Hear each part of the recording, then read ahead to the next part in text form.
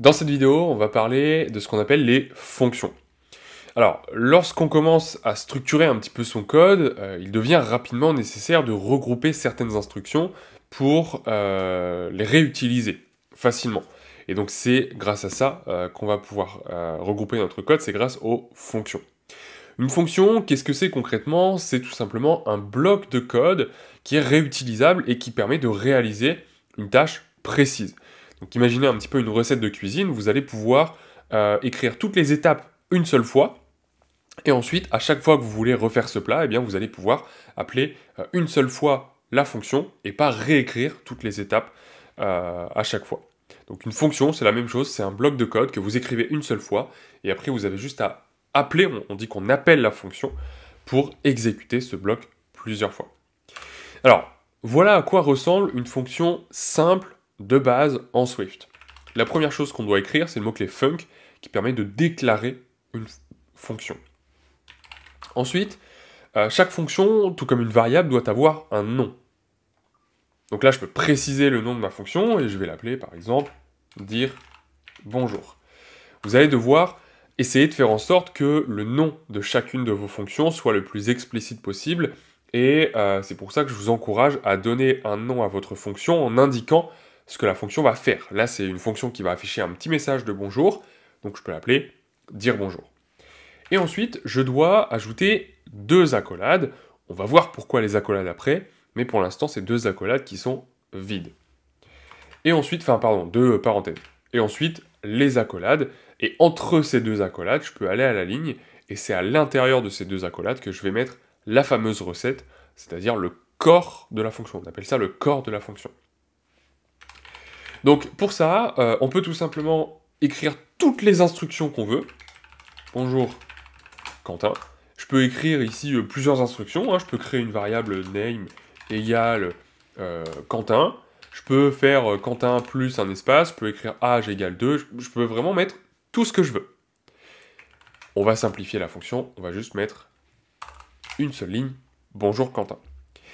Et là, si je lance mon code, ce qu'il est important de bien comprendre, c'est que rien ne va s'exécuter. Le message ne sera jamais exécuté. Alors, ça met un petit peu de temps à charger, mais voilà, je vous le dis, rien ne sera exécuté.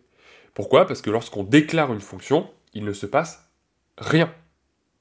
Pour ça, il faut appeler la fonction. Et comment est-ce qu'on appelle une fonction? Eh bien, en appelant tout simplement son nom, donc dire bonjour, suivi des parenthèses. Et le fait d'appeler cette fonction, donc là c'est un appel de fonction, et ici c'est la déclaration ou définition, on appelle ça, on peut utiliser les deux termes, déclaration de la fonction. Donc dans un premier temps je la déclare, et dans un second temps je l'appelle. Et lorsque je simule mon code, cette fois-ci j'ai bien le message qui s'affiche. Donc dans cet exemple, le mot-clé func permet de créer une fonction. Ensuite, on a le nom de cette fonction, et enfin les parenthèses qui indiquent que la fonction ne prend aucun paramètre. On va voir à quoi correspondent les paramètres juste après. Et ensuite, les deux accolades, à l'intérieur desquelles j'ai une ou plusieurs instructions qui vont être exécutées à chaque fois que j'appelle tout simplement ma fonction. Donc ça, c'est pour une fonction simple, basique, sans paramètres. Je peux également ajouter des paramètres, parce que le problème, c'est que si ici, j'appelle 2, 3, 4, 10 fois ma fonction, eh bien, je vais toujours avoir le même code qui va s'exécuter. Ce qui peut être problématique. On peut imaginer, par exemple, que j'ai une recette de gâteau, mais que telle semaine, j'ai des invités qui aiment bien le chocolat, et du coup, je vais faire le gâteau au chocolat, et telle semaine après, je vais faire le même gâteau, mais peut-être à la fraise, juste en modifiant un ingrédient. Et bien, pour ça, on peut utiliser ce qu'on appelle des paramètres, comme par exemple prénom, string. Ici, je viens d'ajouter un paramètre qui s'appelle prénom et qui est de type chaîne de caractères. Vos paramètres auront toujours la même forme. Un nom que vous définissez vous-même, c'est vous qui choisissez, le type de ce paramètre en question. Et le fait d'ajouter un paramètre, eh bien, ça va me permettre de rentrer une valeur à chaque fois que j'appelle la fonction. On voit que maintenant, si j'essaye d'appeler ma fonction, que j'appuie sur Entrée, eh bien Xcode me demande automatiquement ici de fournir une chaîne de caractères. Et donc là, je peux écrire Quentin, par exemple. Et la différence, c'est que maintenant, eh bien, je vais pouvoir utiliser le prénom dans ma chaîne de caractères. Alors, comment est-ce qu'on fait pour utiliser une variable dans une chaîne de caractères? Il suffit tout simplement d'écrire un backslash. Hop, alors, pardon, j'ai mis un L en trop. Donc, option maj slash, ce qui nous fait un backslash, et les deux parenthèses. Et en fait, ça me permet ici d'écrire prénom. Et ce qui va se passer, c'est que eh bien, le prénom va être remplacé par la valeur de prénom en question. Donc si j'appelle dire bonjour, j'ai bien bonjour Quentin qui s'affiche. Alors, ça ne change rien par rapport à tout à l'heure parce que j'ai utilisé la même variable. Mais si j'écris bonjour Nico, eh bien, j'aurai bien le message bonjour Nico qui va s'afficher. Et l'avantage, c'est que je peux appeler autant de fois ma fonction que je veux avec différents prénoms. Et vous voyez que si je lance mon code, eh bien, je vais avoir les 3 appels, les 3 messages qui sont affichés, mais avec 3 valeurs différentes. Donc ça, c'est ce qu'on appelle un paramètre. Je peux avoir un ou plusieurs paramètres. Je peux ajouter aussi un deuxième paramètre. Chacun des paramètres sont séparés par des virgules. Donc si là, j'écris virgule âge de point int, parce que âge serait par exemple un entier, eh bien, je peux ici ajouter un deuxième paramètre à chaque fois, en écrivant âge de point, toujours, hein, le nom du paramètre suivi de sa valeur.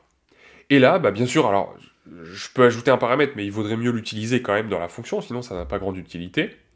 On pourrait ajouter le texte « tu as âge en ». Et donc là, si je relance mon code, eh bien, j'ai bien les 3 messages qui s'affichent avec les 2 paramètres qui sont utilisés à l'intérieur. Donc ça, c'était pour les paramètres. Ce qu'il faut savoir, c'est qu'une fonction peut également renvoyer une valeur, qu'on pourrait stocker après, pourquoi pas, dans une variable.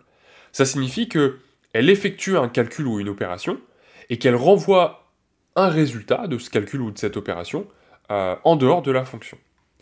Et donc pour ça, je peux écrire une nouvelle fonction qui s'appelle par exemple doubler, qui va prendre un paramètre, nombre de points int, et qui renvoie un entier qui serait le double de cette valeur. Et donc pour préciser qu'on renvoie un entier, on doit tout simplement ajouter la flèche et le type de retour. Ici on n'ajoute que le type de retour parce que le résultat n'a pas besoin d'avoir un nom comme les paramètres, puisque après il va être stocké dans une variable. Et donc c'est cette variable-là, avec le nom de cette variable, qui va être utilisée. Et donc en ajoutant les 2 accolades, eh bien ça me permet de pouvoir retourner une valeur. Et si j'écris nombre fois 2, hop, eh bien je peux ajouter le mot-clé return, qui va me permettre d'indiquer que c'est cette valeur-là que je veux retourner. Donc ici, je peux ajouter absolument ce que je veux. Par exemple, calcul du double, 3 petits points. Et ensuite, je retourne le double. Donc, toujours pareil. Si j'exécute mon code, ici, il ne va rien se passer. Parce que je n'ai fait que déclarer ma fonction. Par contre, si j'appelle ma fonction, doubler en lui mettant en paramètre la valeur 20, eh bien, j'affiche le message calcul du double et la valeur est retournée. Le problème, c'est que je ne stocke pas cette valeur. Donc, je pourrais la stocker, double égale, et après, j'affiche la valeur double. Par exemple, on peut stocker ça dans n'importe quoi, mais on voit ici que je calcule le double de 20, je le stocke dans la variable double, et j'affiche cette variable. Et donc, on peut faire la même chose, 23 par exemple, et on a bien le double de 23 qui est calculé.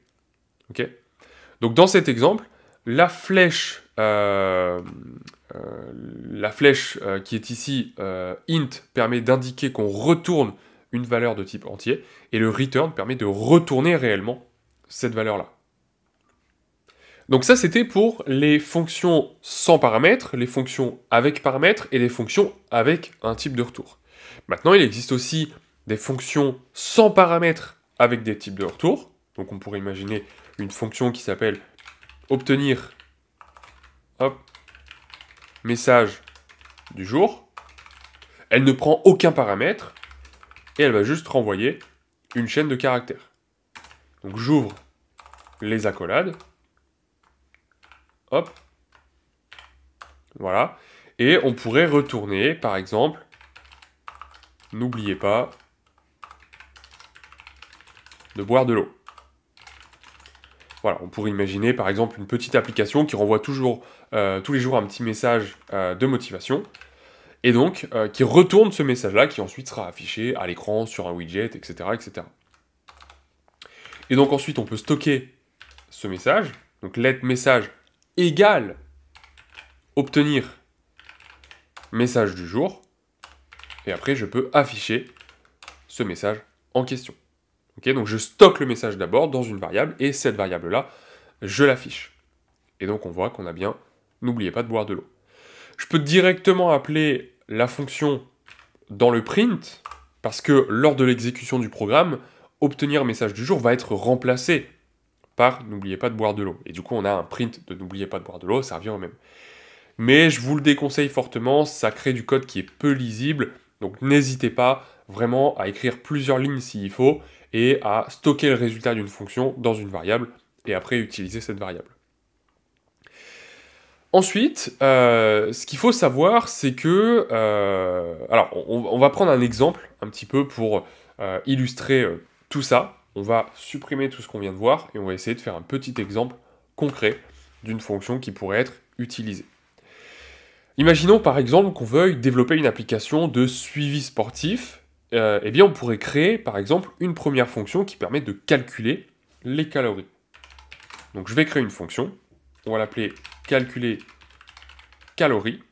Cette fonction va prendre, par exemple, deux choses. Une distance parcourue en kilomètres et un poids en kilos. Et on va se dire que c'est en fonction de la distance et du poids de la personne qu'on va pouvoir calculer les calories qui ont été dépensées. Donc j'ai besoin de deux paramètres. On l'a dit, la distance et le poids. Donc distance, 2 points, et on peut dire que ce serait un double par exemple, parce que ce serait des kilomètres. Et poids, aussi en kilos, donc un double. Donc ça, c'est les deux paramètres que je vais utiliser dans ma fonction. Ensuite, qu'est-ce que je vais renvoyer? Le nombre de calories. Le nombre de calories est aussi un double, donc je précise que je renvoie un double. Ensuite, je mets mes deux accolades. Et comment est-ce que je vais calculer le nombre de calories utilisées? Alors, il y a une formule qui est plus ou moins correcte, qui est tout simplement de multiplier la distance parcourue par, hop, donc fois le poids, fois 1,036. Ça, c'est un petit facteur qu'on applique. Voilà, après, est-ce que la méthode de calcul est bonne et précise? Peu importe. L'idée, c'est juste de faire un petit calcul qui nous permet de calculer les calories. Et donc, cette valeur-là, on va la retourner. Et je peux la retourner parce que j'ai bien le flèche double qui m'indique que je peux retourner un double. Et donc, ça va me permettre tout simplement de retourner ce calcul-là. Ensuite, je vais pouvoir, par exemple, stocker mon résultat dans calories, une variable que je vais appeler calories. Et on va appeler la méthode calculer calories. Et donc là, il m'a pré-rempli les différents paramètres. On pourrait imaginer qu'on a fait 5 km, que je fais un poids de 78 kg. Je simule mon code, et là, on va voir que j'ai dépensé à peu près 404 calories. Okay, donc ici, j'ai mis 5 et 78. Malgré le fait que ce soit des doubles, je peux très bien, ici, écrire des chiffres à virgule. Donc 78,5 par exemple, et 5,78 pour la distance. On va mettre, je sais pas moi, 10 km, 56. Je refais le calcul, et je vois que j'ai dépensé à peu près 858 calories. Okay, donc voici un exemple, plus ou moins bateau, mais voilà, qui permet quand même de comprendre assez bien les utilités des fonctions. Et donc on voit au final que j'ai une recette qui est ici. Alors certes, il n'y a qu'une seule ligne, mais il pourrait y avoir plusieurs lignes. Et je peux appeler plusieurs fois cette recette.